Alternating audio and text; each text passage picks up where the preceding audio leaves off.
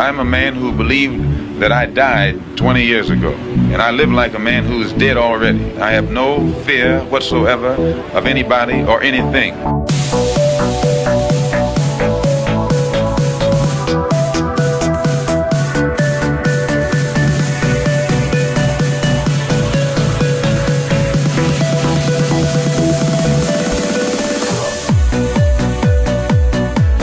Gary Webb. I am an investigative journalist, and in 1996 I wrote a series of stories entitled Dark Alliance, which was about CIA involvement in drug trade.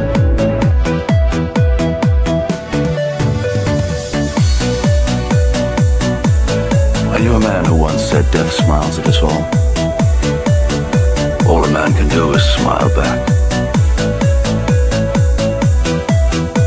We've both been skull and bone, the secret society.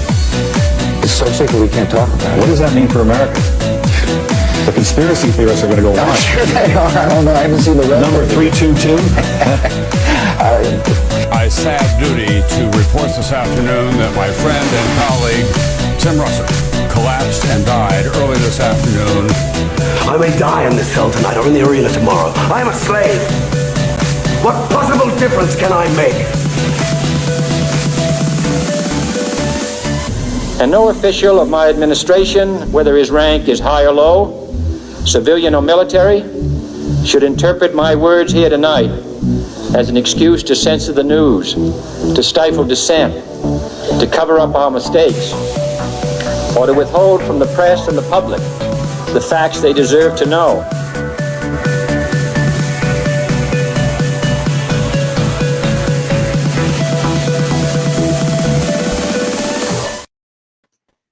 What the fuck is up? Welcome to another installment of Are You Dead, our weekly call-in conspiracy variety show.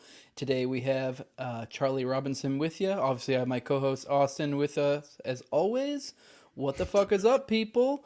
Let's get into it. Austin just dropped a dope-ass fucking Satanism episode as always. Oh, rad. That's where our head's been at lately. Nice. It's a pleasure to have Charlie with us. Yeah, let's get into it. First off, I think a question we typically ask guests, what do you think of the intro? I think it's a fucking banger. Do you like it? Oh, I do like it. Yeah. Anything you want to nitpick in there? I did have someone that pointed out before, because I will say I don't know the story behind every single one of those. Like for one, God, who is it? The Tim Russert? That's probably the best one. Like I don't fucking know if he actually got killed by Satanists or by the Skull and Bones. He probably did. Later. Right. Did, but I think it was like years later after that statement, so that's a fair critique from someone. Close enough. Yeah, whatever. I'm gonna allow it. Right.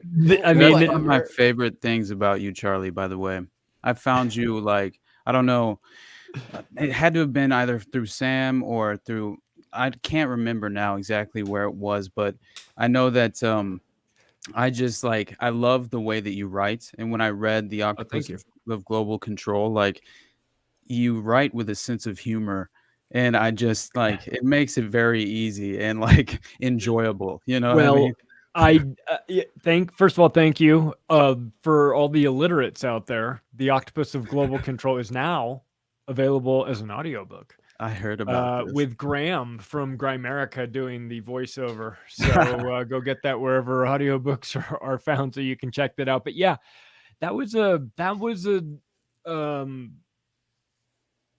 on purpose, the humor for the book, and it's dark humor, of course.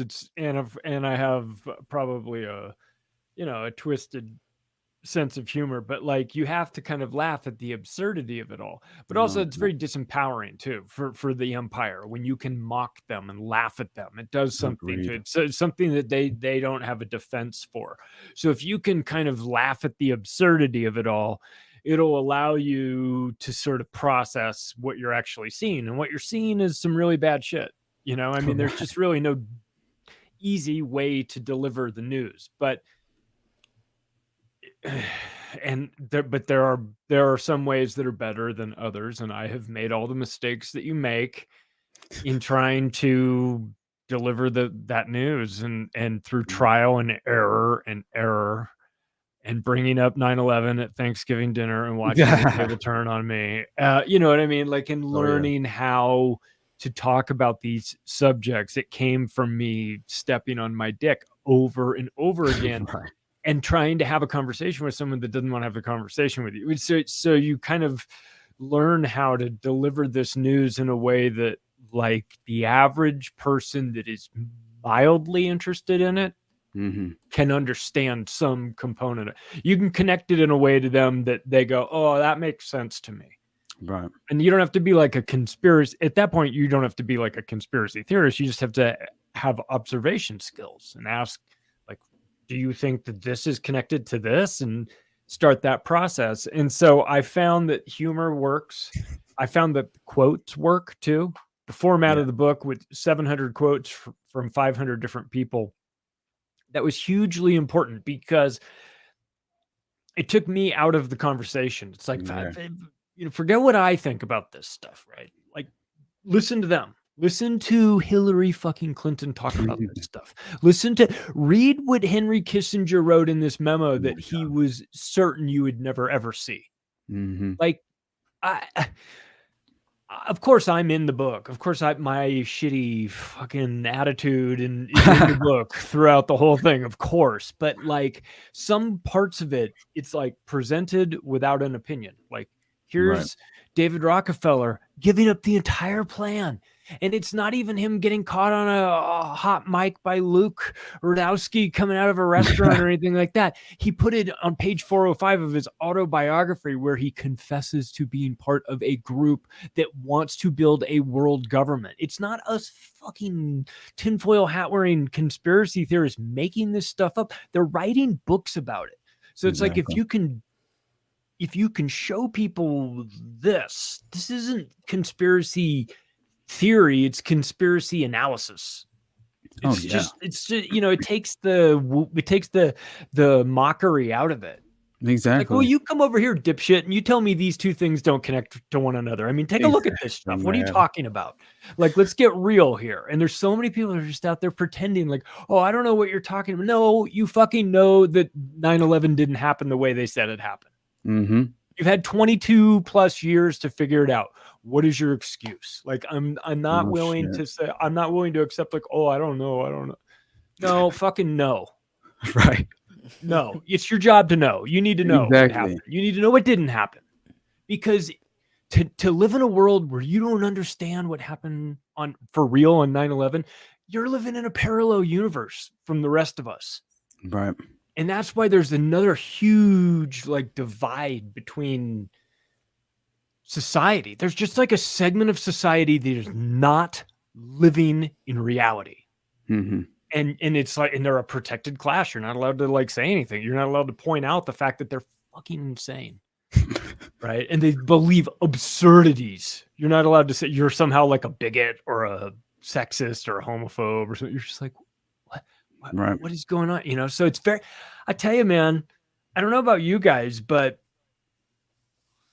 it feels very disorienting to be living in a world where there's so much craziness going on, and yet you feel like you're punished for noticing it. Right. Like, and I mean, like, the fact that you notice it is like, how dare you? Like, that's somehow like offensive. It's like, no, like, I feel like the offensive thing is that all these absurdities are happening and that you're lying about it. That's what I find to be the most offensive thing, not my reaction to it. Like, it feels very like America's just bitched out. Yeah. You know, like, I hate to say it as an American. I'd love to say, like, we stand, like, for sure. I know it. I don't feel that way. I feel like we've just, like, gone, like, fucking Biden administration, just make it stop. Diet Canada. I entirely agree, but at the same time, I do believe that a lot of this falls under the consequences of the social engineering aspect of this the way this system has been structured, right? Where the Tavistock and, you know, I mean, Club of Rome, I mean, you Committee of 300, you read Limits to Growth, just like you're saying. I mean, they tell us what the plan is, right? And it's right in our faces. It's just, are you willing to look? You know, and I think we've been conditioned not to, right? in many ways. And I Oh think, yeah. yeah, Yeah, and I think, I mean, you've even with like, the education system. I mean, you're taught like God, certain answer gets you the it's correct and another answer isn't. So they train our you early model. on to not be inquisitive about these things. But like, I ca- I feel like we should all be asking a lot more questions. And I think that it's interesting that the default setting for most Americans is set to like, oh, I just by default trust my government. Like, Oh why the God, fuck would you trust your government? Like by default. kills me. Why would you trust really anybody by default, especially an important decision like that? Why don't you start by distrusting them and then making them earn your trust and see if you feel like you're in an abusive relationship with your government, because I certainly do. Right. I don't feel like there's any trust. And they shouldn't trust me either, because I certainly don't trust them. Yeah. You know what I mean? And Agreed. it's like, oh, are you an anti-government person? It's like, no, I'm just paying attention, and I'm just not gonna pretend like I don't notice what the fuck is going on.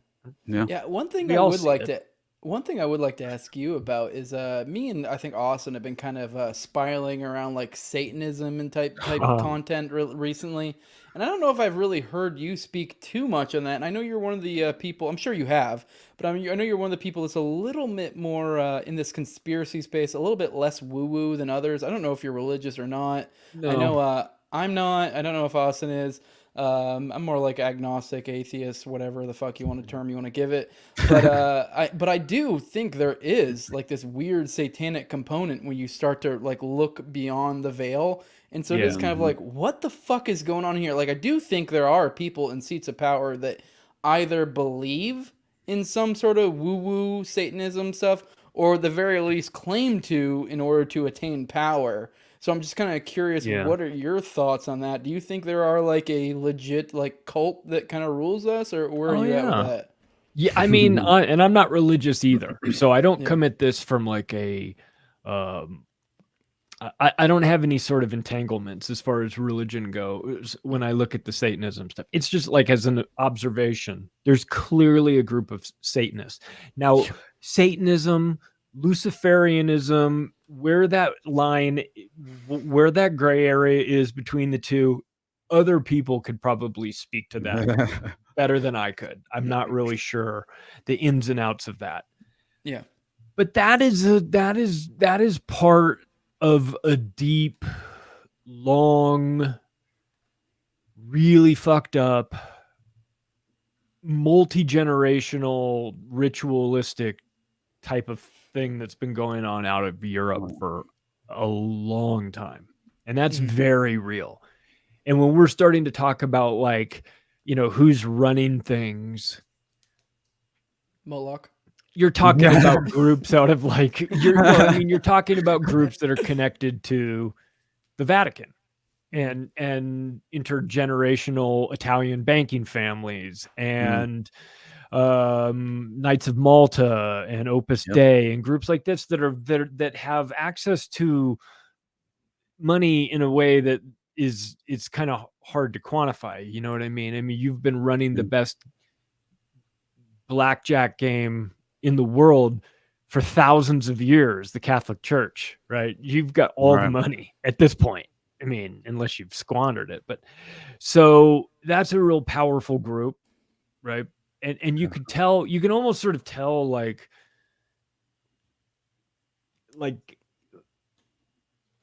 if you hear about them on traditional or even maybe like what David Icke likes to call the mainstream alternative media. If you hear about these groups, they're probably not the ones in control. Like you mentioned the Committee of 300. Committee of 300 is most definitely a dangerous group, right? Hell yeah. Along with these other powerful groups. And listen, when you're talking about the Vatican and you're talking about secret societies and you're talking about power and you're talking about shit that gets passed down, you are talking about rituals. Undoubtedly, that is part of the culture, and it's part of the secret. It's part of what bonds them together. So do I think Luciferianism and Satanism is an actual thing? Yeah, 100%. I think that there's probably a segment of the group that are like posers, that are like wannabe, like, I'm just like kind of goth, like extreme goth or something, you know, or whatever. But like, I think that when you move up into like, I think you'd be surprised who really the high rollers are in that industry. They're probably more like people that are running banks than they are like people that are running mortuaries. Right. Yeah.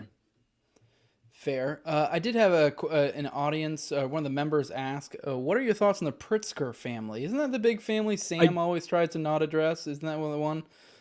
Does he try to not address them? Isn't that the one he always brings up and is like? I think there's a different. I did a whole episode on different one. I'm almost positive that I can't remember which one it is now. I'm gonna try and find it. Okay. Yeah, I don't give a shit. Go ahead and bring it up on my channel. I can fucking grift off that one if they try to nuke me.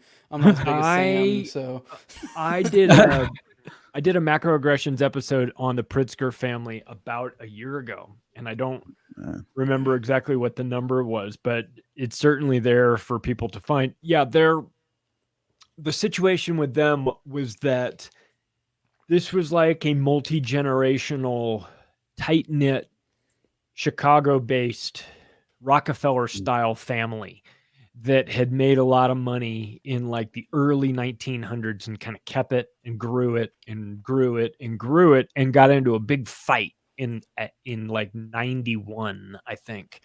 And the judge ordered this trust to be split 11 ways. Each member got like $2.2 billion. And then went off to do different things. And part of that is like the Hyatt Hotel, and part of that is like Royal Caribbean Cruise Line, and part of that is like all kinds of crazy shit that they're into. But part of it is the trans agenda. And one of the Pritzkers was like a sergeant or so. I forget. I'm not sure the rank.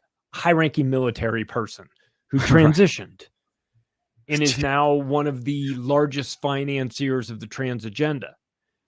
And they're billionaire Zionist, Chicago, Jewish mafia connected political family. Super fucking dangerous, for sure.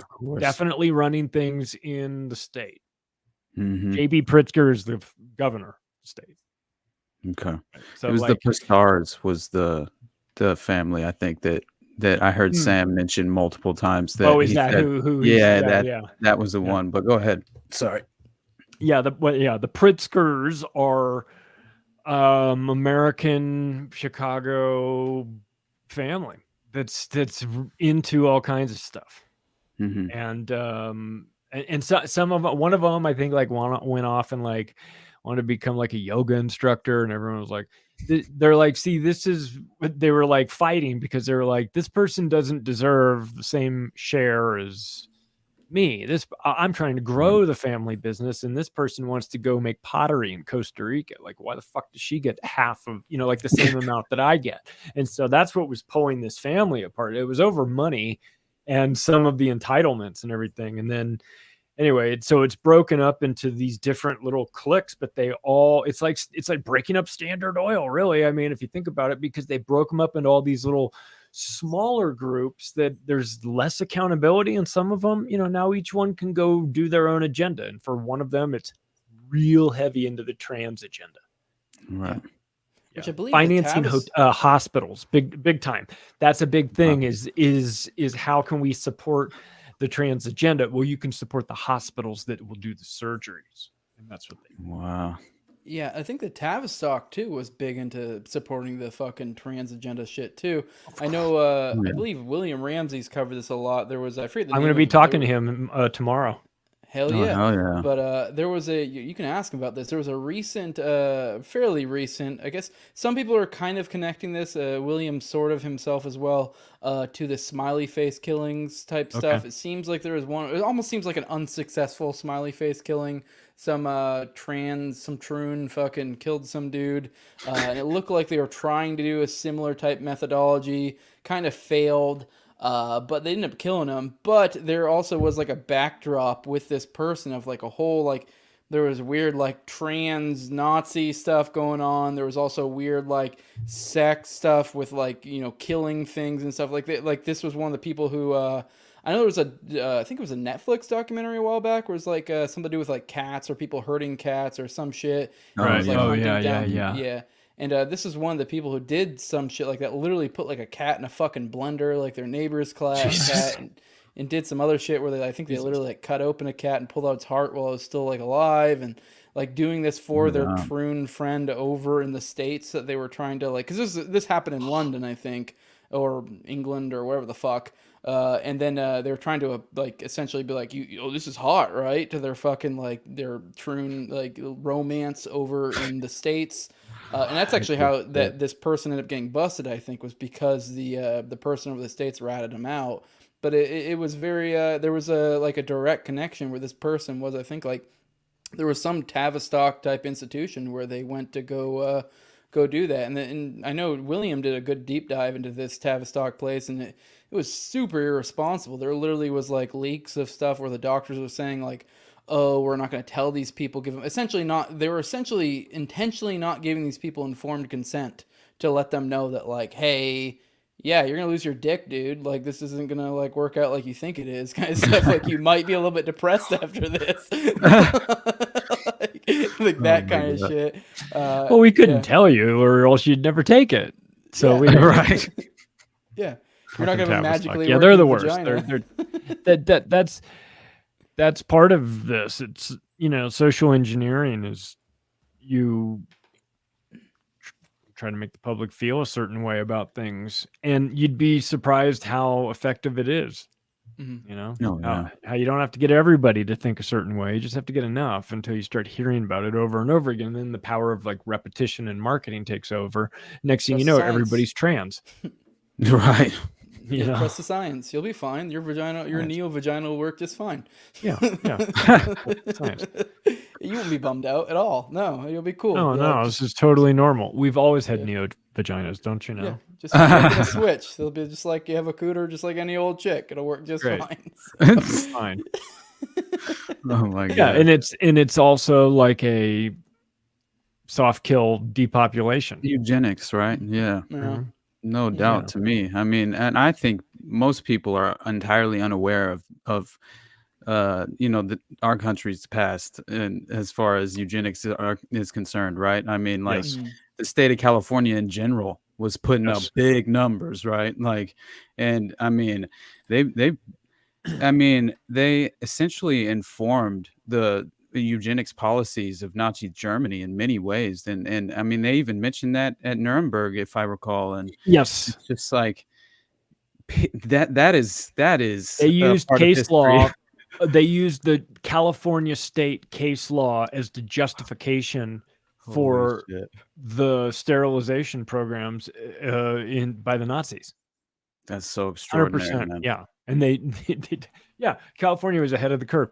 Yeah, the United States has a problem with eugenics. They just they call it something different because to call it the eugenics program would be crazy, right? So they call it Planned Parenthood. But that's the same. That's Margaret Sanger's company that Jaffe started the American Eugenics Society, which isn't that anymore. Much like you then look into like there used to be a British Eugenics Society, but it was taking on it was getting a lot of bad reputation because of the eugenics part of it, right? So they changed Julian Huxley, who was Aldous Huxley's brother, who was the head of the British Eugenics Society. He said, we're having like a branding problem with this eugenics in our name, with all the murdering and shit. All right. So we're going to change. I'm going to make up a new name for eugenics. We're going to call it something totally different. It'll be like more futuristic. We're going to call it transhumanism. There you go. And that's when these lunatics like Harari at the World Economic Forum start talking about a fourth industrial revolution. You go, well, what is that? And they say it's transhumanism. And everyone goes, oh, that sounds so great. And you go, that's eugenics. That's what transhumanism is. Not my words. Again, their words. They're the ones that made up the fucking word. I didn't make it up. Right. They made it up to use it as a euphemism, as a marketing ploy to distract from what they're really used to be called, which is eugenics, which is depopulation. That's what it is, no matter how you slice it. Oh yeah, that's what it is. I mean, didn't Margaret Sanger herself I believe she even wrote in an article. I have the quote here. It's in my notes. Let me see. Yeah. And yeah. Okay. So she wrote this in an article. She said it was titled "A Better Race Through Birth Control." And she says, I know where you're going with it. I'm pretty sure. Given birth control, the unfit will voluntarily eliminate their kind. I mean, that's up the Jews, down the blacks. She also said that they needed to take care of the Negro problem. Right? Oh yeah, so, exactly. She was out of her mind. Okay, this is a lady that was not well, right. But very well connected. And this is a policy that is shared among the elite. Is you poors are taking up too much space on our planet. And this whole world would work so much better if there were fewer of you. Yeah. And we're so magnanimous and we're so smart and we're willing to, we're so brave that we're willing to make the tough decisions about which ones of you we got to get rid of. Right. I mean, that's how they frame it. And it's delusional insanity, of course. Malthusian, like lunatics getting together, fantasizing about murdering billions of people. But they talk about it. You know what I mean? Bill Gates talks about it. The reason why people like goof on him about all this stuff isn't because they just woke up one morning and decided to do it. He is on the record over and over and over again talking about depopulation. And since we mentioned Planned Parenthood, of course, his father was the head of was the board of supervisors, chairman of the board of Planned Parenthood. Yeah, he's balls deep involved with Epstein. I'm finishing. Actually, I just finished Whitney Webb's book. So, it is funny. You know, we're talking eugenics, and Bill Gates is balls deep involved with Epstein. On the flip side, Epstein was doing his little fucking island experiments where he's fucking cream pieing all these bitches and creating little fucking homunculus over there.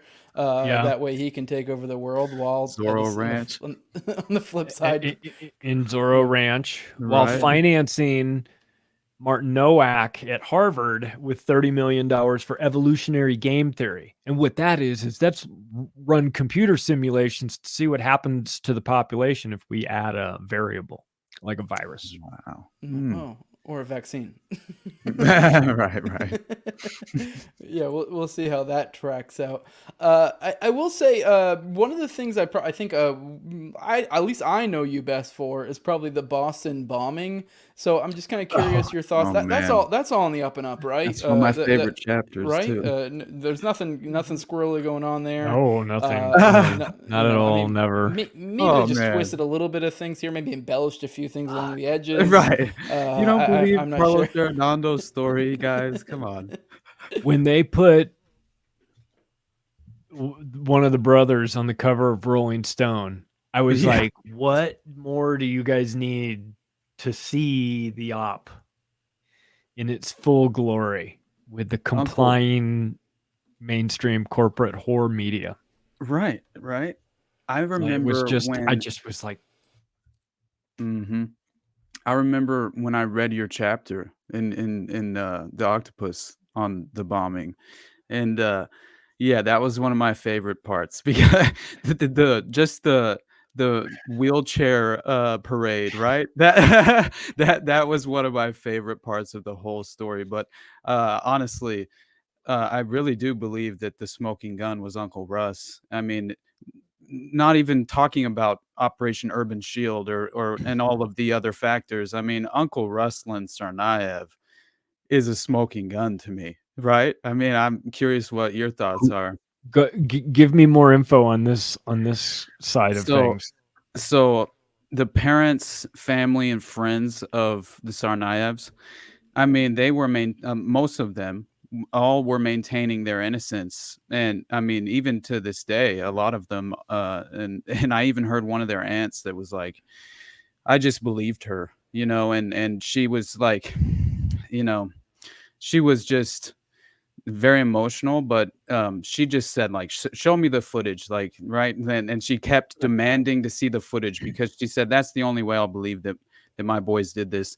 And let alone the visits by the feds that were happening, that were being conducted at the family's home, and all of this. And Zubadet Sarnaeva is the mother of the two brothers, and claimed she knew the FBI was monitoring them because they had visited her home at least 2 or 3 times leading up to the bombing, and had also been in touch with Tamerlane over the phone.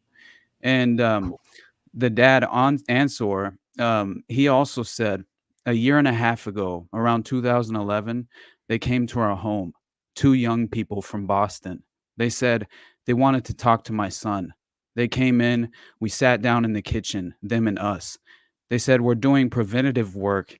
We check out all the young people, they said, how they live, what they do, what intentions are for the future.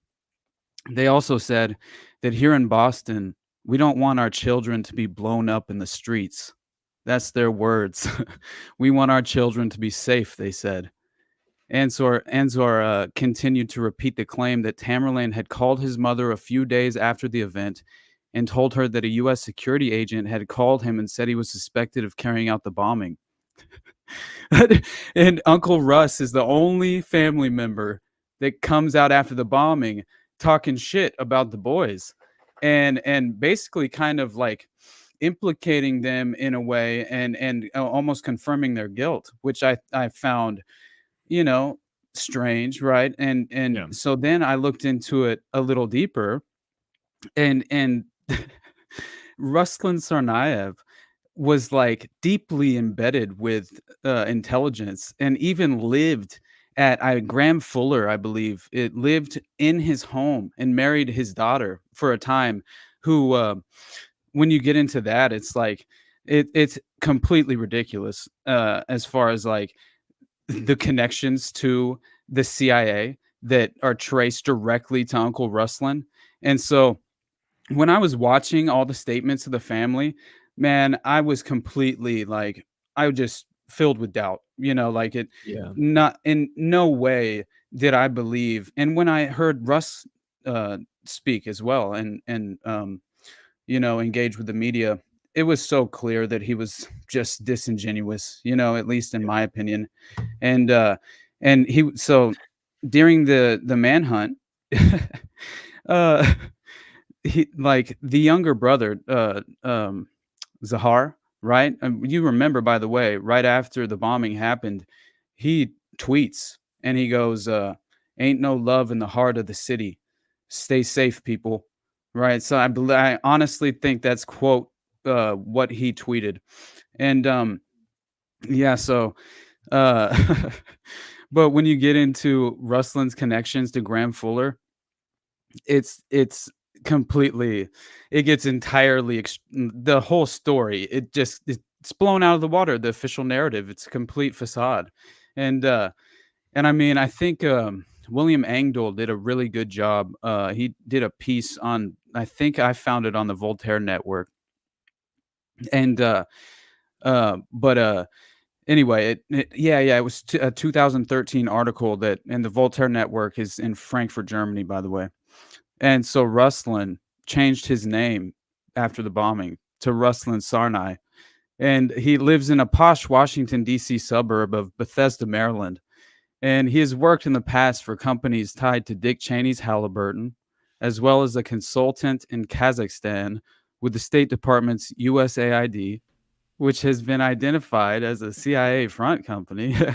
And so in reality, the two brothers, Tamerlane Zahar Sarnaev, accused of being responsible for the Boston bombing, had an uncle, right? The same uncle who agreed to bury the remains of the dead brother. This uncle was married to Graham Fuller, also known as the godfather of Al-Qaeda, one of the most important CIA architects of using Islamic jihadist terrorists against the USSR during and after the Cold War, all throughout Central Asia, including Chechnya and Kazakhstan. So I guess that's a coincidence, huh? You know what I'm saying? Up Yeah, family, brother. big time, man. Has to be. And in April 2002, the Tsarnaev parents and Zahar went to the U.S. on a 90-day tourist visa and applied for asylum. And during that time, Tamerlane was left in the care of Uncle Ruslan in Kyrgyzstan and arrived in the U.S. around 2 years later. And he was telling his mom, he was telling her, like, he was very, like, emotionally upset, like, leading up to this time, telling her that he was losing all this. He couldn't account for loss in time that were happening. He was waking up in areas, didn't know how he got there. It was MK Ultra shit. It sounded exactly like Program to Kill. It sounded exactly like Sirhan, Manchurian scenario.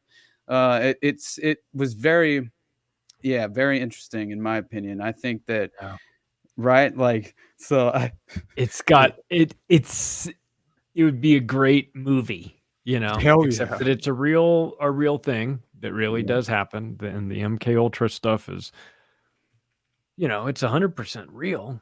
No of doubt. course. Yeah, I wouldn't say it's 100% effective. You see it wearing off and scrambling some people, and other people needing a tune up every now and then. You got to grab Kanye off the street. Disappears with Harley Pasternak for a week and then comes back and he's fine, but he doesn't want to talk about the Jews anymore for some reason. And you know, I mean, they have ways. Yeah. Well, you look at Jonestown. I was just talking about this. I have an episode that'll drop here in a few days about the False Memory Foundation and the False Memory Syndrome Foundation, and we were talking about Jonestown. I found it.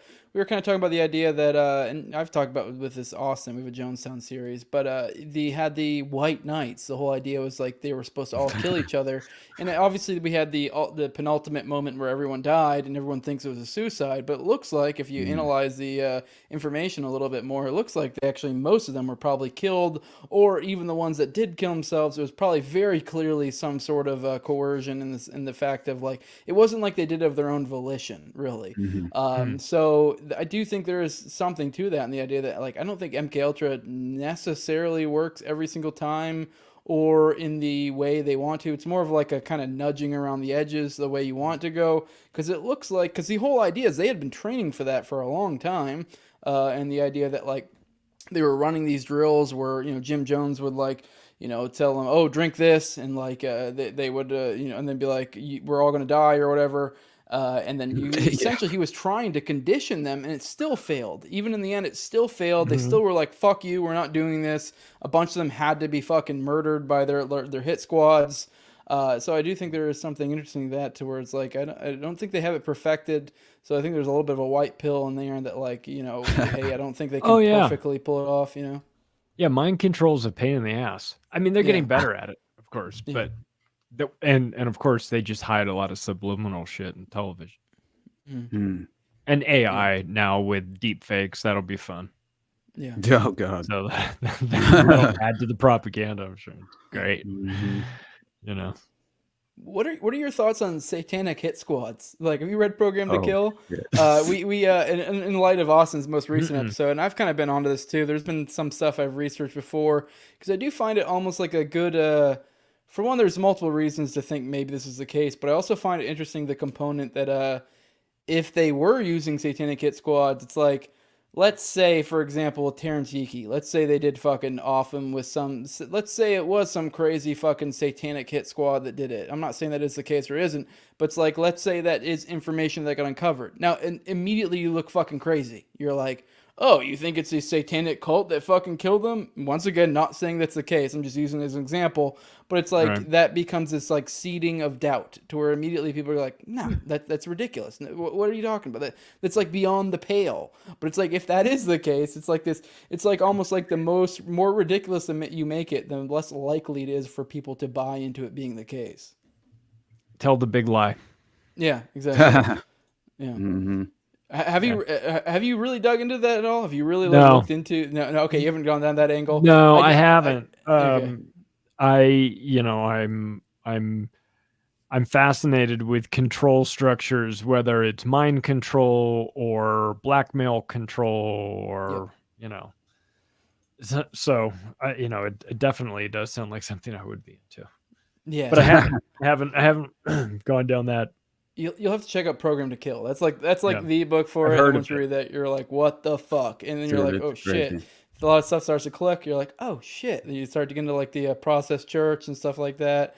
I don't know if Austin, you have any thoughts. I know you've been digging into that like crazy. My God, so brother.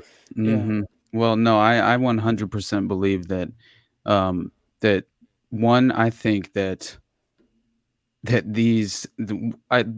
there's definitely a natural occurring aspect of some of these cult organizations that aren't entirely tied to some sort of gladio network that so don't get me wrong, don't misinterpret what I'm saying, but I will say that I do believe that there are clear connections that we can point to, and compelling evidence that honestly paints a picture of a well-established underground network that has been really, it's evolved over time. There have been, infighting, various, offsets of the groups that have, had differences in opinion as far as their interpretation of philosophy or whatever the case may be. But so much of it seems to have many overlapping characters, and so much of it seems to tie into this political landscape of the time, because you see these elite establishment, prominent politicians, judges, and they're all, many of them are implicated in these sexual blackmail operations that then tie back into some sort of human trafficking operation, child sex trafficking operation, whatever the case is. And that seems to inherently tie in with this underground occult network that I'm mentioning, that much of the cults, they do have like their foundation. It very much is like the son of an MI6 agent, an MI5 agent at the time, or an operative at the time, or I mean, for example, like with the Process Church of the Final Judgment, I mean, you had Tommy Baumler, who's like, he's like a hypnotist and a bishop for the American Orthodox Catholic Church, and he worked out of Guy Bannister's office leading up to the JFK assassination, and he happened to be the individual who incorporated the Process Church of the Final Judgment and even gave it its name, right? And incorporated it in Louisiana, and like there are deep ties to like he's tied in with David Ferry in that clique, because he was, so like I said, working out of Guy Bannister's office. I mean, the same time Lee Harvey Oswald is, and so, and again, expert hypnotist. He's a Freemason. He's got all the hallmarks that you can point to. His father was he was like a part of the original OSS, Office of Strategic Services, and that's the father of the attorney who incorporates the Process, and the Process clearly had deep ties with the Manson murders, with, I mean, I believe that David Berkowitz is the most obvious example of a tie to that organization directly.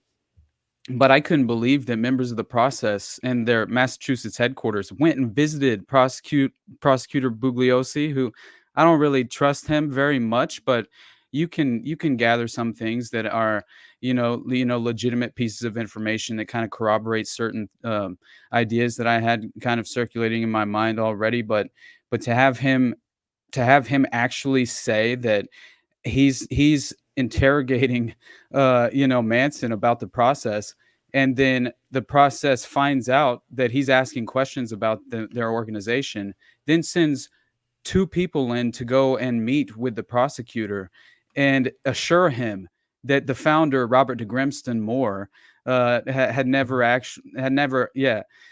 tied in with Charles Manson, was never connected with Charles Manson, never met him, and also that he's nonviolent, right? Robert de Grimston. And then the very next day, those exact same two people were on the visitors list to meet with Manson, and left that consultation with Manson with an article in Manson's own words that they put in their own magazine and published called Death. And that was the theme of the entire publication. And yeah, it just gets crazy because it gets so much more insane than that. Because I mean, Roy Cohn. I mean, at this point, most of us in these circles should know that name. And it's just like when you realize that there's even a connection to David Berkowitz in the process, to Roy Cohn and the sexual blackmail operation that he was running at the time. Like he admitted to Detective James Rothstein that he was running little boys for this network. And so Berkowitz himself told Maury Terry that the Process Church provided children for sex at parties held by wealthy people in not only Connecticut and the house of Roy Cohn in Connecticut, but also in Westchester, Manhattan, and Long Island, right? And so yeah, I just think that, and the people that were attending those parties, they're elites in the political establishment. I mean, it's absolutely ridiculous. You had like two aides to the mayor of New York City at the time were there, like judges, like it completely ridiculous. And it's fairly well memory hold because it took a little bit to find it, you know what I mean? And if you're not reading books like Maury Terry's The Ultimate Evil, or you're not reading even like people like Timothy Wiley, who's a former member, but you can't trust him that much, but he has some, revealing statements in that book that he wrote. And I think that it's important to at least tug on those threads, because at the very least, when you have somebody like Henry Lee Lucas, like, my God, right? Who's literally saying, once again, how many times have we heard it? I was programmed to kill. I mean, to say that straight up, I mean, I've just seen it too often. And I mean, for the Bush brothers to commute the sentences of Otis Toole and Henry Lee Lucas, one in Florida, one in Texas, and that's the only time that George W. Bush ever commuted a stay of execution or whatever, and it's like, I mean, it's just unprecedented, right? Mm-hmm. How can they explain that? That's all I'm saying. Like, it seems like whenever you find a group of kid fuckers, there's always weirdly a cult lurking in the background. It seems to be the case. Like for those who have studied the Franklin scandal, there is little nuggets. Even in what's his face? We said him on the not too long ago, Nick Bryan. Even in his book, you see there are little nuggets in there, and he's clearly I wouldn't say he's a normie, but he's kind of like he was coming it from that angle, and he's like, what the fuck? And it is like there's still like occult shit, and like it is like it's hard to avoid. It's like, what the fuck is going on here? Like anytime you have these elites that are fucking kids, there is this weird like occult shit lurking in the background. So it's like, what is going on here? What are the mechanisms in place? Why are these people so protected? It is insane. I mean, that has been like, I guess one of the things I've been super reeling on lately. I know me and you too, Austin, where it's just like it's like, I guess maybe I consider this the veil. Like this is the level of like where you get to the veil that we can't really see beyond. But it's like, I'm just so fucking interested. What the fuck is going on there? Why? It is like once you get past that point, you're like, what is going on there? And it makes sense that like this is like the initiation level where anyone who gets beyond there is like not going to talk about it, because it's like obviously if you have any sort of inside knowledge at that point, you're fucking kids and killing people at that point. So it's like you're not going to fucking talk about it. So exactly right. We have a big old blank spot there. Yeah. That's how you get in the club, is doing some unspeakable shit that you can never speak about, or else you get visited. Right, hey man, thrown off a building or thrown out of a helicopter or something. Oh yeah, No doubt in my mind, but yeah, it's what Newt Gingrich talked about with Trump when he said, I put this in the Octopus book. He said Trump had been elected, but he hadn't been inaugurated yet. And he said, Donald Trump's going to have a hard time in Washington, D.C. He's not part of the club. He's not a part of the secret societies. And I thought, well, he knows what he's talking about because he is. Newt Gingrich is a part of the secret societies, and he would know how it works. Right. And he would know that if you're not in that group, then you're going to be trying to force things in a way that it's like swimming upstream in Washington, D.C. This isn't how we normally do things. We use extortion about these scumbag pedophiles fucking kids, and we use that against them and leverage them into doing things they don't want to do. If you do it a different way, it's a huge problem for them. Right. What are your thoughts? That begs the question: do you really think Trump is not in these groups? Because I don't think he's in all of them. I think the Venn diagram overlaps in some of the groups. He's definitely elite East Coast, New York, Manhattan group. He was a Democrat. Yeah. So he's part of that group. He knows all those people. They may profess to hate him now, but he knows them all. He's got mafia ties. He's got Israel ties. He's got all kinds of ties. I mean, he's in all kinds of things, but he's not in everything.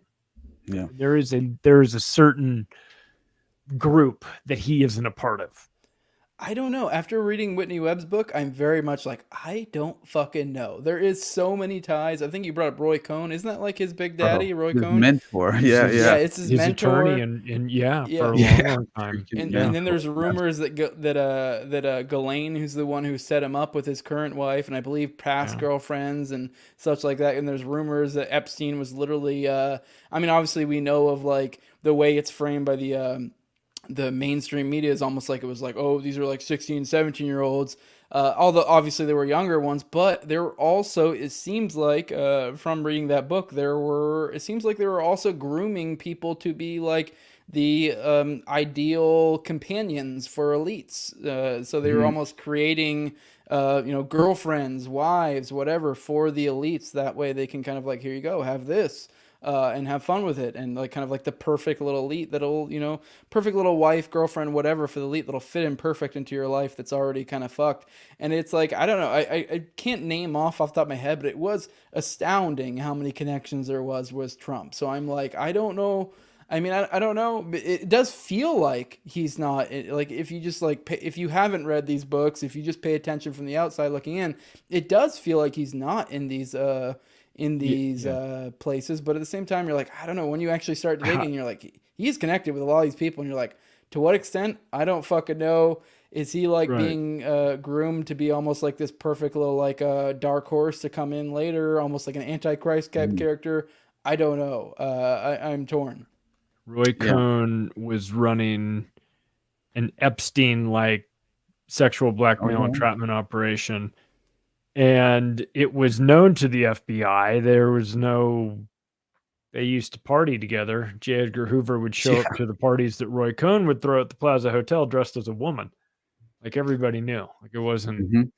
and you can read about that in Whitney's book too. Yeah, about those parties. It was like mutually assured destruction. Yeah. It's like, I know you're a cross-dressing tranny, and I'm running a sexual entrapment blackmail ring.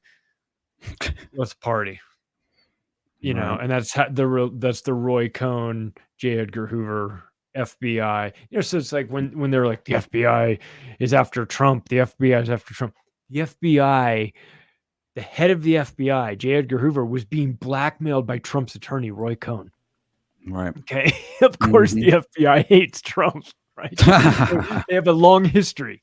His guy was extorting their guy a long time ago. They all had. I mean, but again, Roy Cohn could have picked him up. J. Edgar Hoover makes 2 phone calls, and he could have had Roy Cohn picked up and put away for life if he wanted to, right? But there's always this. what do I do that for? That sets off a bomb that I can't necessarily control. So yeah, they're all in on it to an extent. I wonder, Newt didn't mention which secret society. Yeah, I right. wonder which one he was talking about specifically, because because of course Trump is part of this group. I mean, I think the hatred towards him is genuine. I think that the people like on MSNBC and CNN, I think they The View. I don't think that's like some act. I think they genuinely. Look, Robert De Niro isn't acting. He really hates Trump. 100%. So like I believe all of that is authentic and real. Yeah. But it's hard to tell what's real. I just assume for the most part, I just assume it's all a show. Yeah. I feel like there's a story there that we don't know. Like that he was kind of, maybe for all I know, maybe he was, kind of somewhat in those circles, and maybe he did sniff out some bullshit and was not cool with it. And they're like, yo, this dude's not one of us. Something along those lines. I have no idea. Maybe. I'm very skeptical of, like, I honestly, like, really think about, like, in my opinion, I think he has more support than maybe ever at this moment right now. And I think it's a reaction to it. It just feels so much like he's serving a purpose to me. And Hegelian dialect shit. Brother, it really fits in perfect with that sort of, accelerationist theory that you speak of often, because again, it ties in with sort of a philosophical doctrine of some kind that really it is ushering in a totalitarian state, right? I mean, that's going to be the end result. But I'm just saying, like, in my opinion, it serves this sort of precedent-setting notion that they're able to. You see what they're doing with the Justice Department at this point. I mean, it's just like,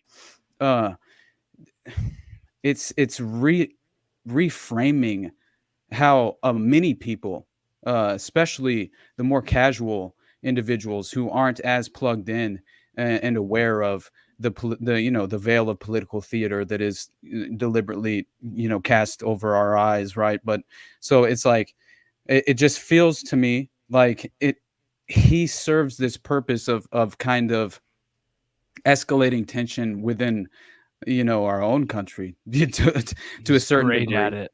Yeah, definitely. And again, don't get me wrong, don't misinterpret what I'm saying.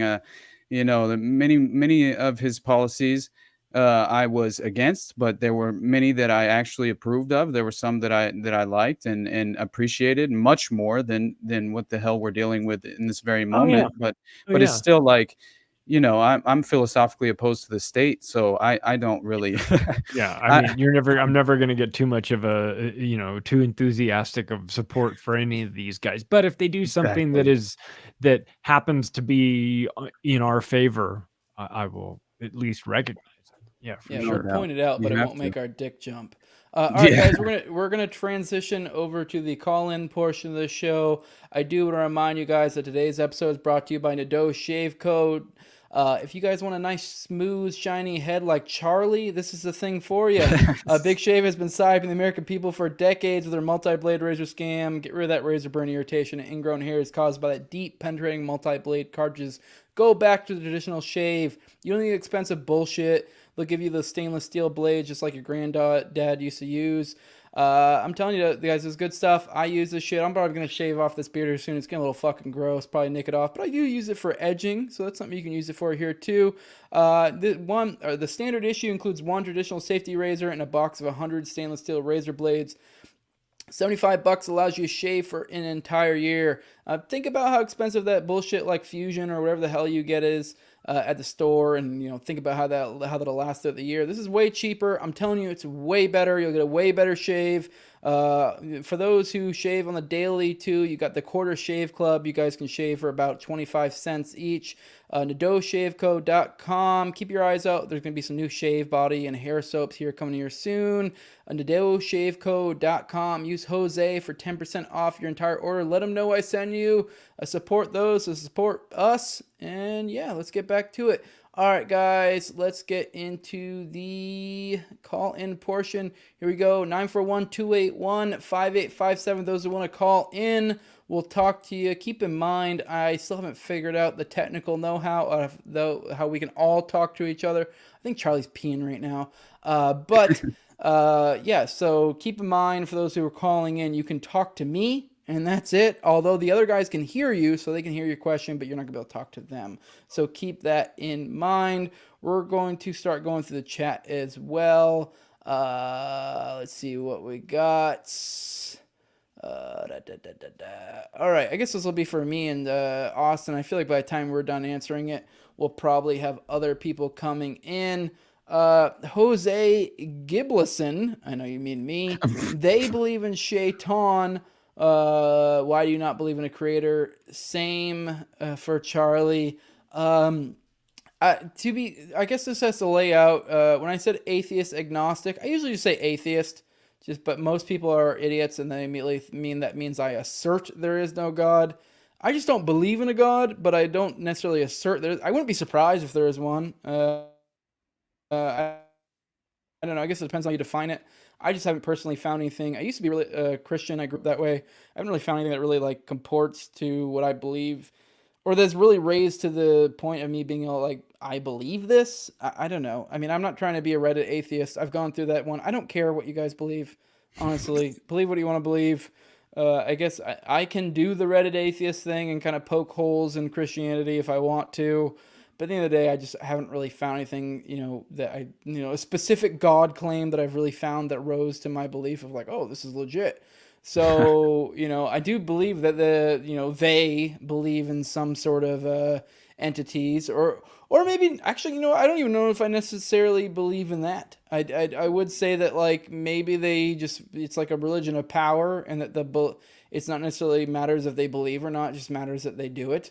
So that's just kind of where I'm coming from. So, to be clear, like agnostic just means I don't, assert there is or isn't a God. Agnostic or Gnostic is knowing. So if you're a Gnostic, you know. If you're agnostic, you don't know. So I don't necessarily know, but I am atheist in the sense that I don't believe. Theists are ones who believe. So I'm an agnostic atheist. But yeah, I don't know. I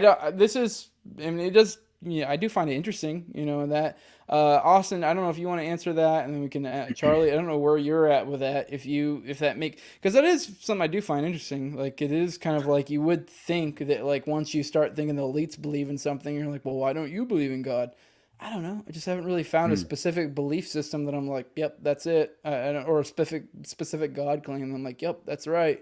I don't know. I mean, I don't know where you're at with that. I'm still accepting applications. Yeah, exactly. Yeah, I mean, I don't know. Yeah, there is a creator. I haven't picked one yet. Yeah, I have like a lot of appreciation for kind of like I read the Hindu scriptures, like the Bhagavad Gita and the Upanishads, and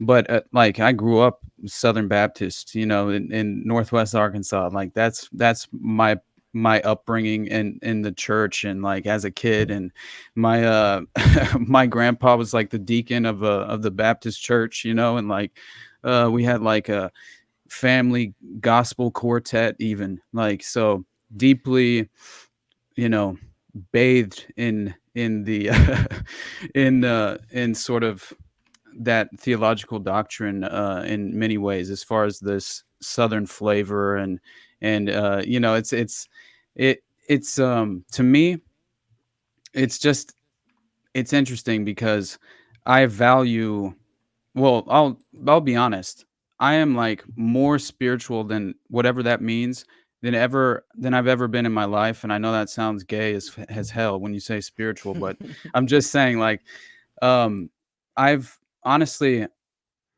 I've heard it's sort of this and I think The Secret's absolutely ridiculous, but I do think that there is something to um, manifesting, and I think there's something to putting your energy in certain. It's just discipline, effort, putting in hard work.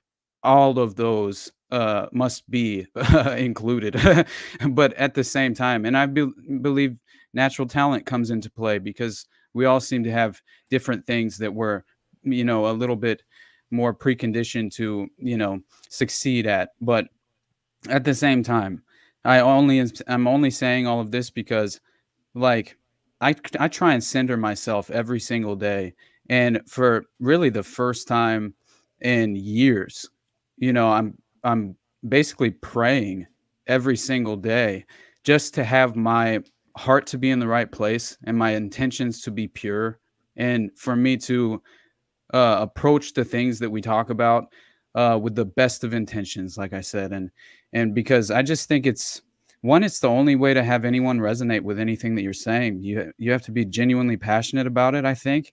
But people feel people people can feel when you're being disingenuous. People can feel when you're inauthentic, and so anyway, I kind of steered away from the question, but in reality, I don't know. Like, I can't identify what God is. I mean, I don't know anyone that can, to be honest. Like, feels that is drawn to hope. That's one way to understand spirit. The part of you that is drawn to hope. Everyone can relate to that. Right. The part of your spirit that is simply drawn. I think he's making fun of you. You making fun of me, bro? Adam, how dare you, dude? I thought we were close, man. You did make a good point about authenticity, because it's like, I'm not gonna lie with my audience. It's very religious, so if I wanted to appeal to my audience, I would just lie and say I was religious. But it's like, I just can't lie to you. I don't know what to tell you. I don't know, Charlie. You have any thoughts on this? When it comes to your spirituality, whatever. Smoked enough DMT to know that there's something going on. That's what I'm saying, man. There's something out there. I had a very simulation theory type experience. That's nuts. Profound and really. That's what I used to say. You put a gun to my head, simulation theory is what I used to say, and honestly, I'm not entirely convinced that that's not the case. Right. I mean, but and of course I had a head full of drugs. So like whatever, you could sort of discount that, but I could see the grid. I could see it. And what was crazy about it was that when I got done and the guy I was with didn't do it, he was sitting with me, but he's a guy I'd known for a while, and we were like DMT partners over the years. And he didn't tell me anything about what to expect. And he said, at the very end, he said, "Did you see it?" And I said, "The grid." And he said, "Yeah." Wow. And I said, "Yeah, I saw it." And he said, "I don't know why, but for whatever reason, this batch, everybody sees the grid." I was like, fuck. Okay. And wow. I mean, it was as clear as day. Yeah. I've heard that from, I've heard many accounts of that similar experience. I will attest to that. And again, I don't even know that makes me one way, more so one way or more so the other way with regard to religion. It doesn't answer any questions at all. In fact, it creates more, like, holy shit. Okay. Well, like, what is God? Is God the guy that created this crazy ass video game that I'm in right now? Right. I mean, I guess technically that would be God, right? But then, so, I mean, it creates more questions really than it answers. So I'm not saying that like smoke DMT and you'll understand the universe, and you'll be 100 times more confused than you ever were. You just be like, okay, I don't know. I mean, geometric patterns and infinite love, and I felt like I got probed like by something that was like measuring me, not like probed that way, but Not that I would talk about it if I had. I didn't. But I mean, it was a very, very unusual experience. And after you have some of those, you just go, man, I don't know. I mean, I'll tell you what I know it's not. It's not some asshole in a $3,000 suit standing up in front of 18,000 people in the Houston Compact Center preaching about the Lord. It's not that guy. I am positive that it is not him. No. And whatever he's selling, whatever salvation those guys are selling, the Joel Osteens of the world, that's artificial horseshit. Okay. I'm not going to dump on anybody's religion, but if you're believing that, that's religious junk food. Yeah. You should be ashamed of yourself. Yeah. All right. I have Alex who says, "Is there multiple levels to MK Ultra whereby first you have to brainwash someone to portray someone who should trust this person?" I think so. I mean, I think a good example of this would be Charles Manson. I mean, if you look at him, like he clearly was MK Ultra himself, and then went on to MK Ultra others. I guess we're using MK Ultra as a verb here. And then I think. And then I think if you look at like kind of just what we were talking about with like cults and stuff, and I like the idea. I think cults, if you just really look at them, you bring them down to their like base parts. They're just kind of trauma-based mind control, and so. But I don't think all of them are intel related. But I do think it's kind of like it spawns out from there, and so it's kind of the idea that like it kind of just spreads. So once people find a methodology that works, it goes elsewhere. So it's kind of like, I guess you could look at it that way. I mean, maybe there's different ways to look at it, but I think there's something to that, and the idea that, obviously MK Ultra, I think later, went over to the cults, but I think it spread out from there, and I think people kind of just took that. So yeah, I mean, I guess you could say in a certain sense it's probably all intel related, although I don't think all of it knows it is. So I don't know if you guys have any thoughts on that. I just think it's mainly because of the timing that we keep pointing to. The same thing with Process when it grew to prominence. Exact same time that it was forced underground because of the church committee hearings and MK Ultra going public.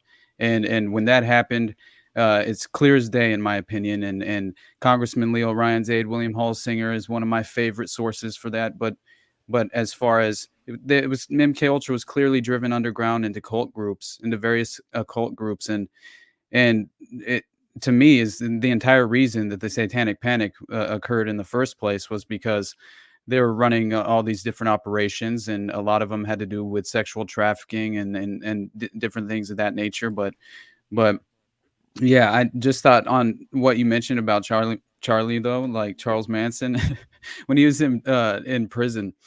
I can't remember if it was in county, like waiting to be. I can't remember the situation, but I know that he spent time around Danny Trejo. Have either of you heard of that story? He successfully hypnotizes Danny Trejo and a couple of his buddies, and he walks them through a trance where they all 100% believed, because they were all like recovering heroin addicts, or not recovering because they were just in prison and forced to recover basically if they couldn't get it.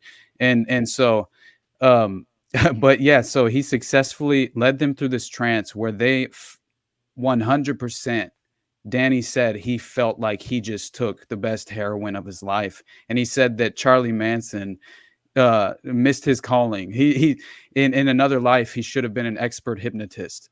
No way.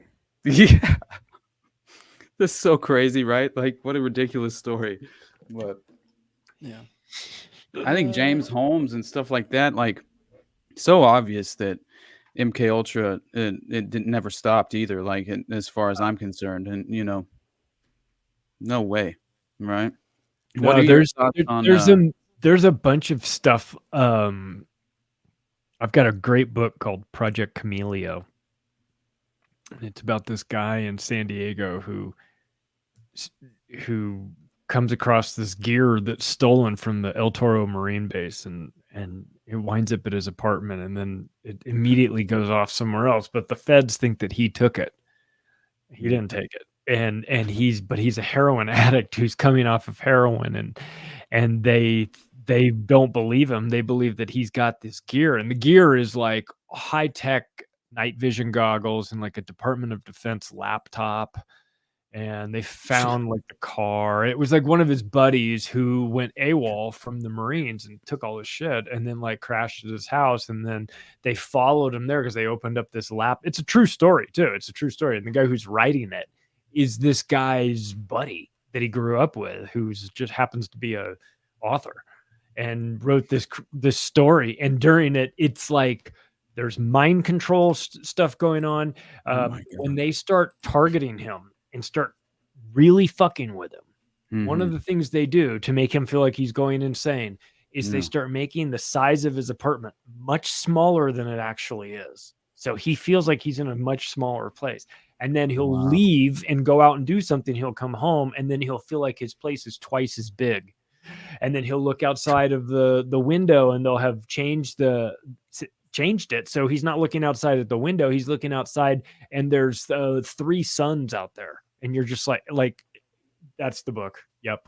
And I heard Robert Guffey on with Greg Carlwood years ago. Greg. And I bought the book immediately. And it is a crazy ass story. I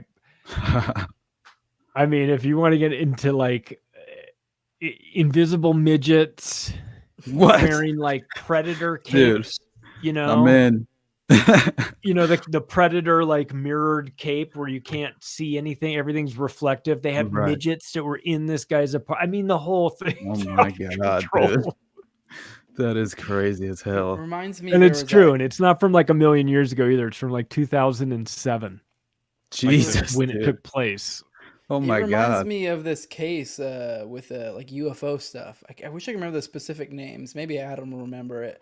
But there was this guy that like I believe it was actually 2 feds essentially were their whole thing was like disinfo in the UFO like community, and they just drove this fucking dude nuts. They just like completely like did all these like weird hoaxes like UFO stuff, and just to fuck with him, seeded him this false information and all sorts of shit just to fucking drive him insane. Let me see. Paul Benowitz and Richard Doty. There you go.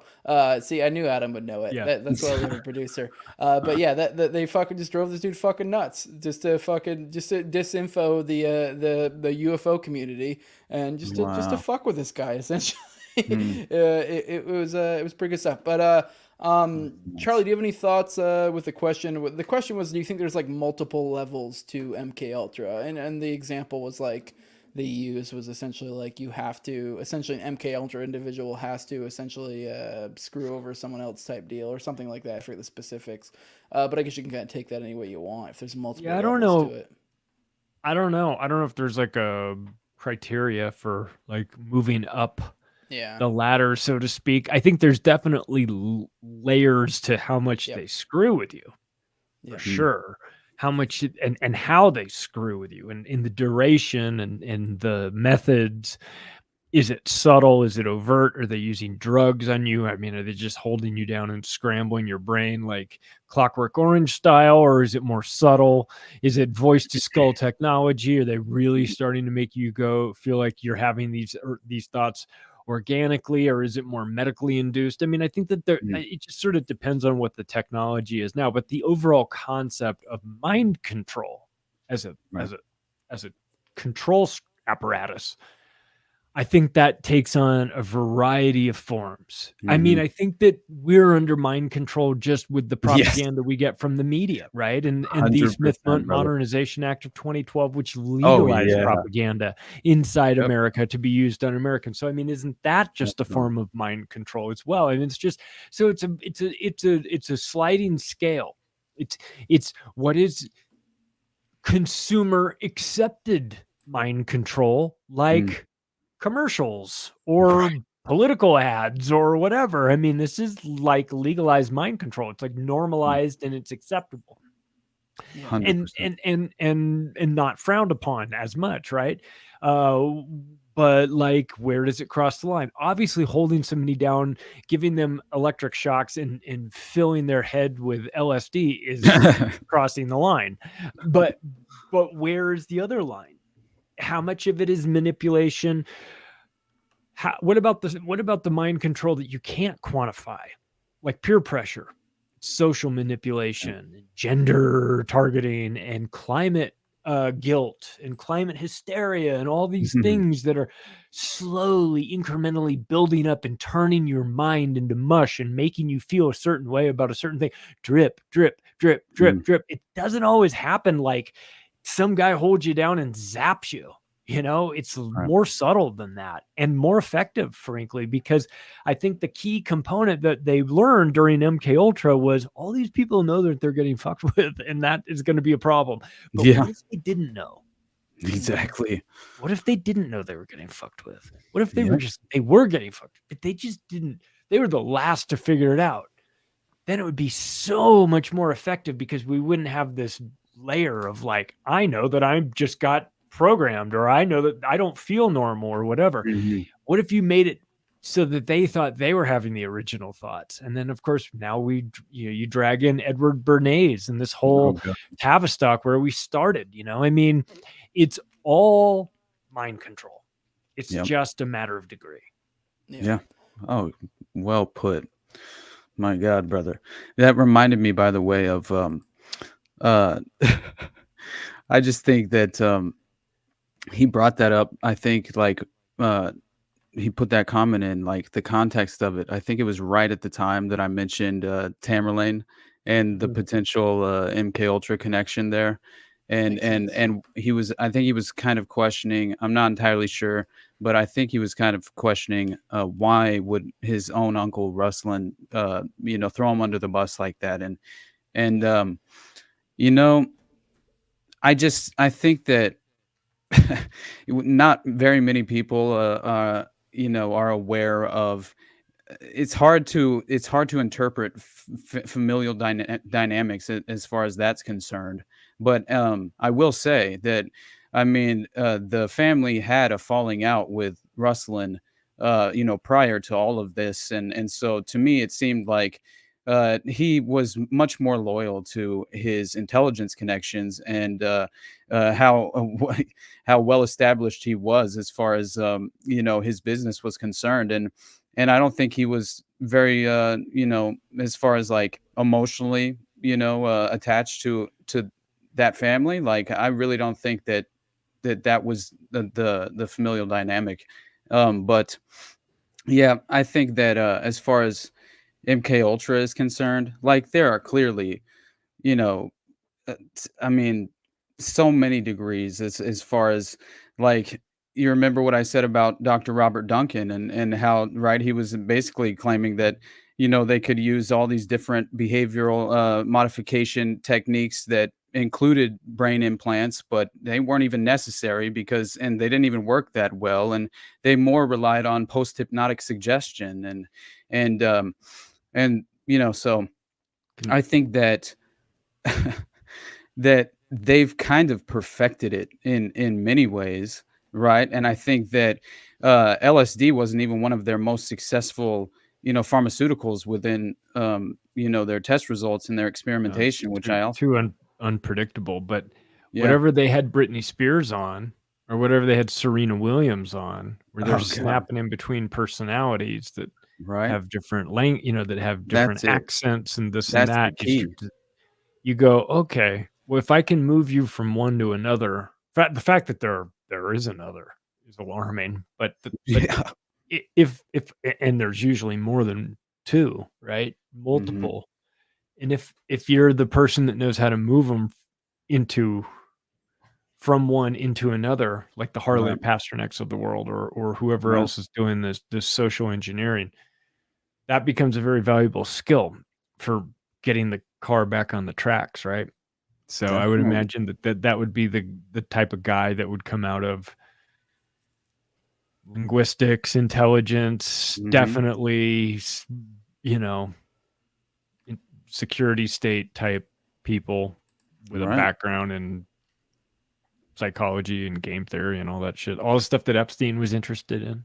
Exactly, man. David, on the familial dynamics you were talking about, I do think there is something to be said about that, in that I think I mean, it's my suspicion that maybe, just maybe, like say for example, individuals like Ghislaine or even Epstein, I think maybe there's a level of sympathy that maybe people like us should have. And I think that there might be some dynamic when it comes to these people with generational trauma, I guess you could say, to where I think that I wouldn't be surprised if they inundate their kids into this, whatever the fuck this is, at a young age, and they deal with some fucked up shit, and they have to accommodate with that. And then, like, Ghislaine's probably a better example than Epstein, because I mean, I think Epstein's background's a little bit fuzzy, although he has a brother who was, like, very much involved in this shit, too.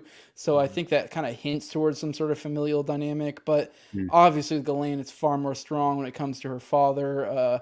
Well, fuck, I can't even think of his fucking first name right now, but what's his name? Fucking Austin. Robert Maxwell. Robert Maxwell. There we go. But yeah, so obviously I think there's something to that in that they there's intergenerational trauma. Yep. No doubt about it. 100%. That is par for the course. That's not just politic family. That's a lot of these wealthy fucks. Exactly. These crazy intergenerational Vanderbilt families. There's I think you make a good point. I mean, it's hard to have sympathy for somebody like Ghislaine Maxwell. However, like you said, didn't exactly grow up with a normal upbringing. Okay. Definitely a lot of childhood trauma and some social conditioning issues going on there. And listen, that's a great way to break people early, is to condition them, make them experience horrific sexual trauma. It splinters their mind and makes them much different than they would be normally. And that is valuable to some of these people, and they tend to do that. So 100%. It's a weird thing. It's not something that necessarily you would want to think about, but you also have to kind of understand it if you want to get the full picture of like what's going on here. It's like they didn't just wake up and become like bad people. They were this is part of the family tradition. Bad people. So definitely. Yeah, and I mean that just like that reminds me that I mean David Ferry, when he was hypnotizing all the cadets in the Civil Air Patrol. Just Lee Harvey Oswald was one of them who they claimed like he clearly he sexually assaulted him when he was a member of the CAP, but he was 100% hypnotizing them. And whenever they found all these like books on incantations and all these books on hypnotism and everything, and I forget the details, but he was flaunting it. He was very proud of his abilities, right? And he would like have parties, and they would hypnotize these he would hypnotize the young boys in the CAP and the Louisiana CAP, and then they would sexually abuse them, and like then they would come out of the trance, and they wouldn't even know what had happened, and many of them would engage in the sex like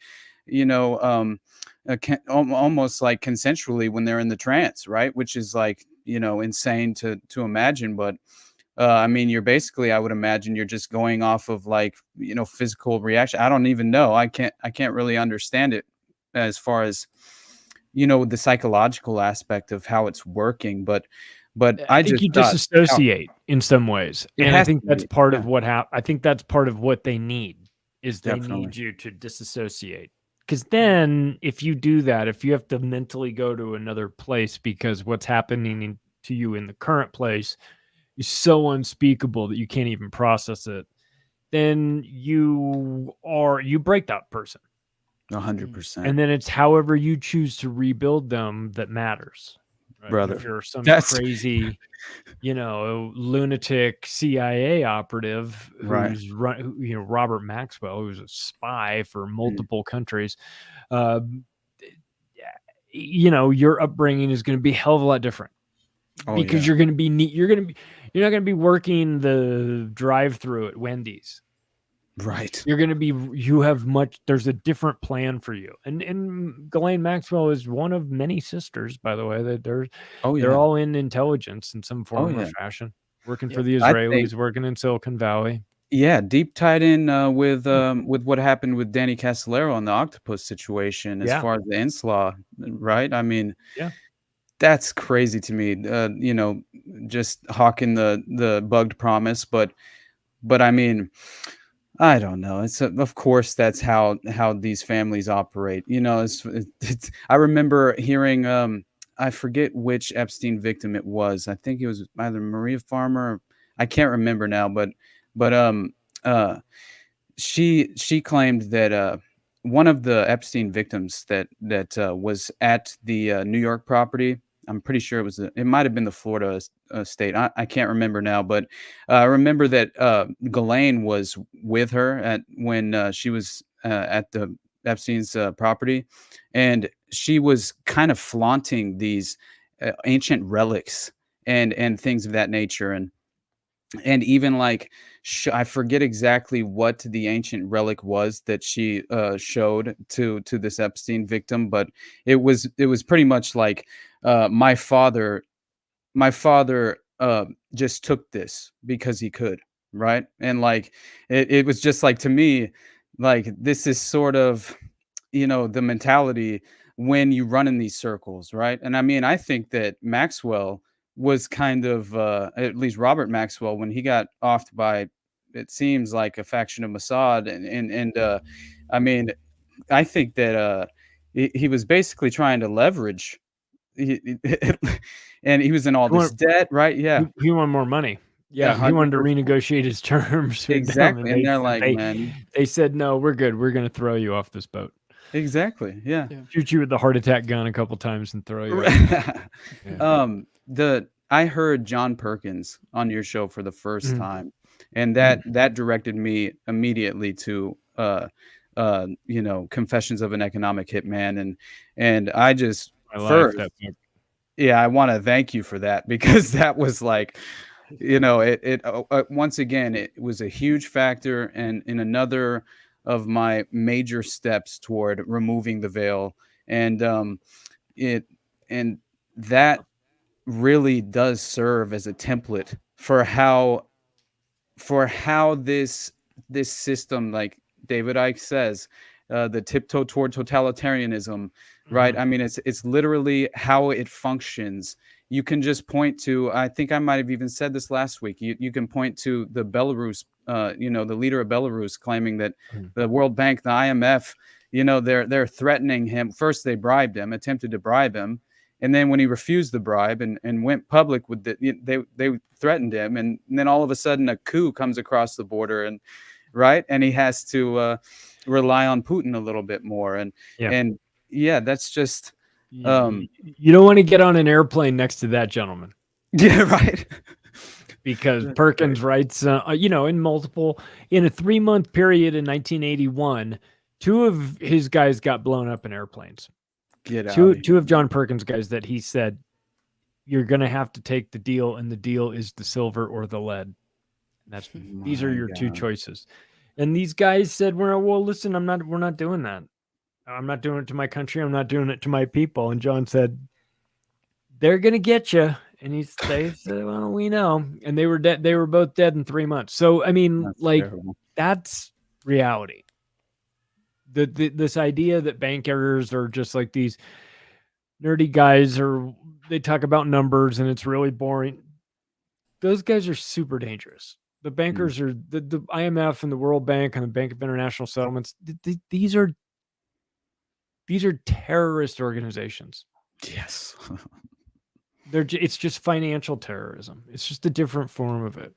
It's it's the equivalent. I mean, what John Perkins was talking about was the equivalent of them, like a loan shark showing up at your door, going like with a baseball bat, going, you fell behind. You, Ecuador, fell behind on your payments. You owe us a bunch of money. Like, what are we going to do? Like, privatize your lumber industry and sell it to our buddies at Goldman Sachs, or vote our way in a UN resolution, or allow the U.S. to put a military base here, or something.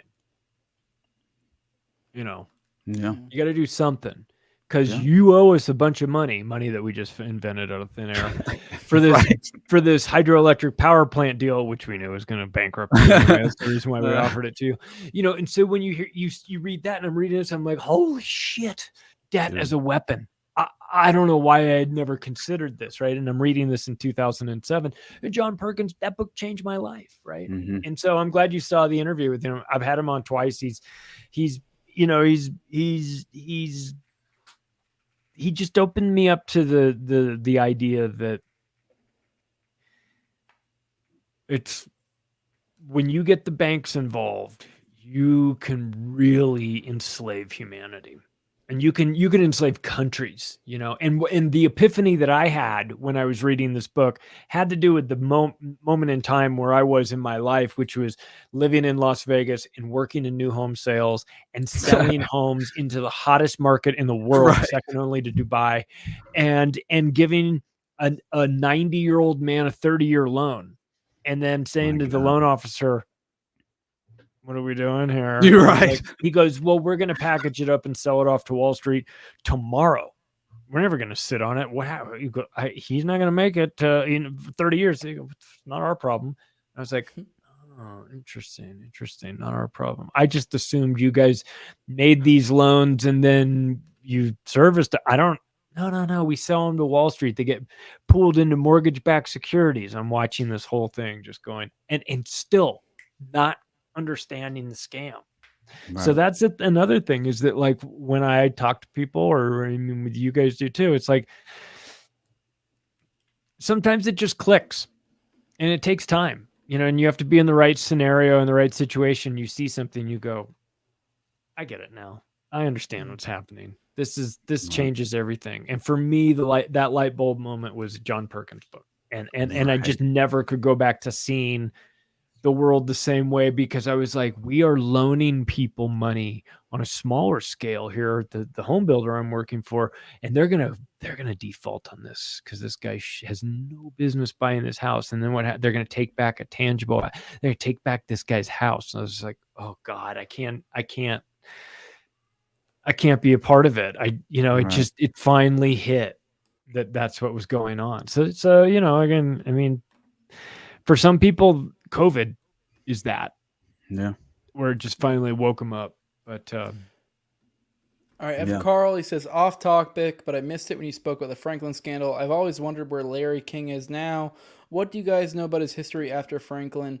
I do want to point out, for a very long time, I was a retard, and I thought Larry King was literally Larry King, Larry King Live. No, it's a different political figure. But I do think and he was black. Yeah, he's a black guy. Yeah, he's a black dude. Actually. I do think there's a somewhat moral to the story, because with his history after Franklin, basically Nick Bryant has just been following him along after his history after Franklin, and just been calling all these different organizations that Larry King keeps trying to get involved with, all tending to be kids-related organizations that he tries to get involved with, and Nick essentially keeps calling them, being like, hey, you have this guy, right? This guy, and he's got him kicked out of a bunch of them. I can't remember the one he's currently at. At least the last time I heard Nick talk about it, I do vaguely recall he was involved in some sort of, I don't know if it was a school or what, or some sort of singing thing or some shit. But yeah, they were going to like take kids on like field trips or something. Nope. Yeah. Nope. Yeah. No, you are not. You're not taking kids anywhere. No, you are not.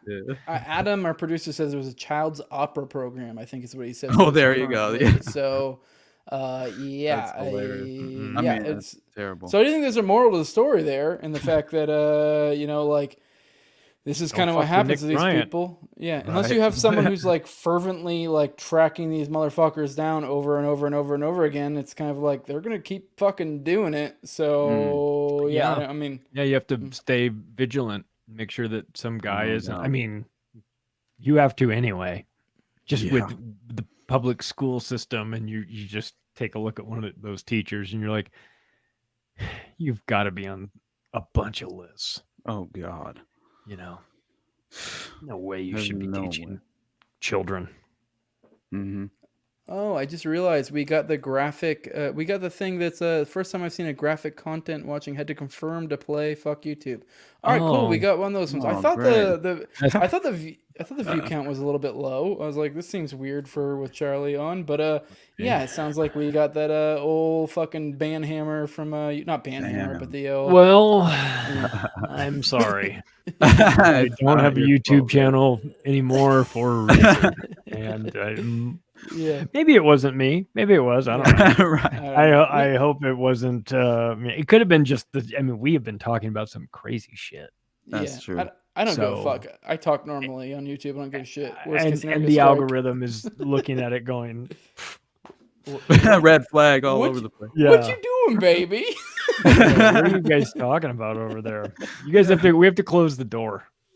So whatever you guys are talking about in that room, we're just going to close the door. Right. All right. Well, I think we're at a good point. I think we're going to close out. Charlie, you want to let people know where they can find you at? Yeah. Macroaggressions.io is the best place to find me. And the audiobook is out. The Octopus of Global Control is now out in audio format. So I'm encouraging people to, I don't know, if you're going on a trip, you're driving somewhere, you're going to the gym, give you 23 hours of a sweet ass Canadian accent. I will tell you that right now. Graham Dunlop from Grimerica did the voice. Big thanks to him. And so, yeah, check it out. That's awesome. Austin. All right. Yeah. Well, you can find me at the Underclass Podcast. You can support me on Patreon or Buzzsprout. I'll be sending the StreamYard links to my patrons starting next week. So that'll definitely be a part of the, the incentive. And also, maybe by my next solo episode, for my paying members, my patrons, they might get it a week prior to it going public as well. I think that's probably the best model for me at this point. But anyway, you can find me at the Underclass Podcast on basically all audio streaming platforms. And other than that, Charlie, thank you so much for coming on, brother. Like, this was surreal, honestly. Like, I'm a big fan. Thank you. Thank you. I am. Your intro is one of my favorites. My intro is fucking awesome. I love it, bro. I agree. I agree. I came up with the idea for it, but then when they put it together, actually the first run with that intro, it was like smooth jazz. I was like, can we do something like a little bit more, I don't know, like upbeat? And that was the second run, I was like, perfect. Touch it. Just leave it the way it is. I think it's plenty angry. And I figure, if you listen to that intro, it's like 2 minutes long. If you listen to it, you're going to know whether you're interested in this, right? What I'm selling or not, because you're going to be like, no, thank you. You speak my language, brother. Or you're going to say, yeah, okay, I can get down with what this guy's talking about. Right. Like he's had enough. I'll leave it with, since we were talking about John Perkins and since you introduced him to me, I think it's important. We should at least say that, at least mention what John Perkins so poignantly wrote, right? And he says, highly paid professionals who cheat countries around the globe out of trillions of dollars. They funnel money from the World Bank, the U.S. Agency for International Development, USAID, and other foreign aid organizations into the coffers of huge corporations and the pockets of a few wealthy families who control the planet's natural resources. Their tools include fraudulent financial reports, rigged elections, payoffs, extortion, sex, and murder. They play a game as old as empire, but one that has taken on new and terrifying dimensions during this time of globalization. I should know. I was an economic hitman. I just think it's so great. It's so great, man. Right. Check this out. From me reading that book and it changing my life to the last time I talked to him, he's like, you should come to the Amazon with me. I was like, okay. I should definitely come to the Amazon with you. I'm like, how am I going to get to the Amazon? Yeah, I'm not going to do a tour in outside of Peru. And he's like, in Peru, in this area. And we go in and it's like 10 days. I was like, fuck, man, I gotta find a way to make that happen. Like, somehow, you know what I mean? Like, if he asks, you kind of gotta go, right? So that would be so crazy. We'll figure it out. Yeah. One last question: is a libertarian presidential candidate a Fed, fag, or both? Fed is to be determined. Fag, as in the good words of Reed, or I guess a paraphrasing of Reed. I don't care that he's gay, but he's definitely a faggot. So yes, he's definitely a faggot. To be determined on the Fed front. But if you guys want to support me, patreon.com/NoWayJose2020. You get all of my stuff except for these Already Deads a week early. For the Already Deads, as Austin's about to start doing here soon, you should support him as well.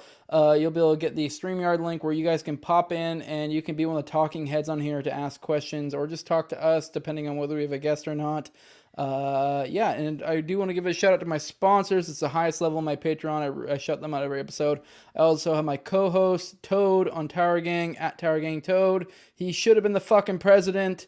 But you guys let us down, and for that, the Libertarian Party is unfit to exist. Then also at Abrogate D's, at ZOVERACK, then at _Infinite Zeal, then Jacob Daniel, the Biblical Anarchy Podcast, at Biblical Anarchy, then Tim Tuttle at Jolly Allen Klebold, then my buddy Will Bell, who makes this delicious rabbit eye wine. I mean, I'm like on the fence whether I should recommend it or not, because if you get too many, you'll drink it. You'll drink the whole bottle as soon as you get it. It's fucking delicious. That's a good recommendation, actually. Yeah. Right there. So, well, I say that because it's like he sent me like a fucking case whenever he started supporting this, and I fucking drank it all in like probably a week. That's a fantastic endorsement, actually. I was way too fucked up for a while, and I was like, yeah, I don't know if I like this. It's too good. But yeah, like, share, subscribe, comment, all that good shit. Bump it up in the algos. And with that, we are out of here. Appreciate you, Charlie, for coming on with us. Definitely, brother.